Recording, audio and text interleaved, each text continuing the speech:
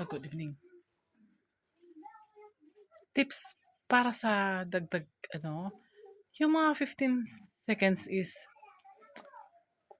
biro lang po yata makita ng kasi pero yung below 3 minutes po is part na ng short video kay dito kay YT. So ngayon, kapag tayo magpo-vlog, hindi na rin yung short videos na yung mga sayo is wala kasing ads Walang ads na papasok dun sa short videos na sayo lang.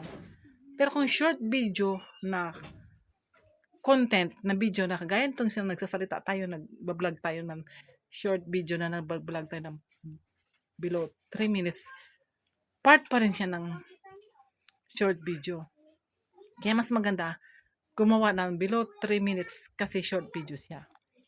Ibig sabihin, kahit na short video, part pa rin siya ng short video, may ads siyang papasok. Merong ads. Kasi kung yung 15 seconds na sayaw lang, wala pong ads Wala siyang ads na rolling ads, tsaka yung talagang kagaya rin yung kagaya sa intro.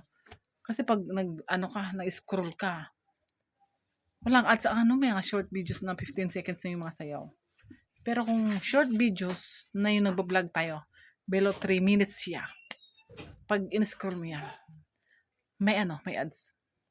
Yun lang ang tips ko sa paggawa ng short video. Hindi na, wag na nating madalas yung gawa ng sayaw masyado. Maggawa tayo ng video, nagsasalita tayo ganito, below 3 minutes. Part pa rin siya ng short video, pero may ads siya. Kasi nga, medyo mahaba siyang short video. Di kagaya sa 15 seconds, wala. Scroll lang. Pero may siya, naka-dollar sign siya, green. Yung iba wala. Pero kung yung nagsasalita lang tayo na below 3 minutes, sure, may ads yan. May rolling ads, tsaka depende sa yung pag intro pa lang, pagpasok ng intro. Wala na intro Hindi na kasi uso ngayon ng intro Bira na lang gumagamit ng intro. Kasi nung panahon ko ng 2020s, intro pa pero ngayon, no, hindi na kami gumagamit. Hindi na gaanong uso yung intro. Bira na lang talaga. Yung mga talaga yung masasabi mo lang yung mga intro yung kagaya nung yung mga kagaya sa ABS-CBN, yung mga ganon intro. Pero yung mga kagaya natin na nagbablog na ng ordinary, hindi na tayo gaanong gumagamit ng intro. Kasi takbo pa yung oras na yun pagka nagsalita ka agad pagpasok niyan, hindi kasi bilang yung intro kasi ulit-ulit yun hindi kasi bilang yun sa watch hour.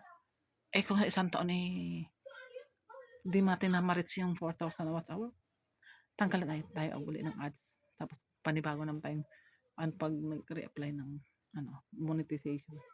Kasi mahirap pong buuin yung watch hours isang taon buti ko nagla-live ka palagi.